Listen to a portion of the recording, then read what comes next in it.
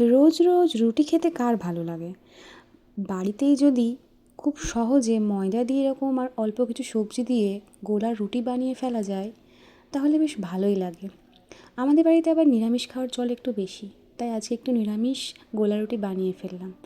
ময়দা আর তার সাথে একটু কর্নফ্লাওয়ার নিয়ে, আর বাকি নুন, হলুদ, জিরে গুঁড়ো, শুকনো লঙ্কা গুঁড়ো, কালো জিরে, একটু জোয়ান, একটু তেল দিয়ে ভালো করে মিক্সড করে নিয়েছি। এই যেখানে কুচো কুচো সবজি কেটে নিয়েছি, গাজর, টমেটো, বিনস, ধনেপাতা, কাঁচা লঙ্কা, এগুলোকে কুচিয়ে নিয়েছি। আর এগুলোকে ভালো করে মিশিয়ে জল দিয়ে একটা ব্যাটার তৈরি করে নিয়েছি। হ্যাঁ, মনে রাখবে কিন্তু কাঁচা লঙ্কাগুলো হাত দিয়ে কুচো কুচো করে কাটার পরে হাতটাকে ভালো করে হ্যান্ড ওয়াশ করে নেবে, নাহলে কিন্তু আমার মতো চোখে চলে গেলে আর কোনো উপায় নেই। 10 মিনিট এখন চোখ বন্ধ করে চোখের জ্বালা সহ্য করো। কড়া গরম হলে কড়াইতে তেল দিয়ে অল্প করে চামচ বা হাতায় করে ব্যাটার নিয়ে যতটা সম্ভব পাতলা করে দিয়ে দিতে হবে।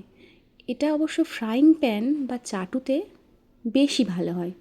আমার হাতের কাছে কড়াই ছিল তাই কড়াইতেই করে নিলাম। যতটা সম্ভব পাতলা করে দিতে হবে, আর কম আঁচে ধীরে ধীরে হালকা করে তেল ছড়িয়ে ছড়িয়ে ভাজতে হবে। কম আঁচে দিলে সবজিগুলো ভালোভাবে ভাজা ভাজা হয়ে যাবে। অল্প সময়ে ঝটপট এরকম একটা গোলা রুটি বেশ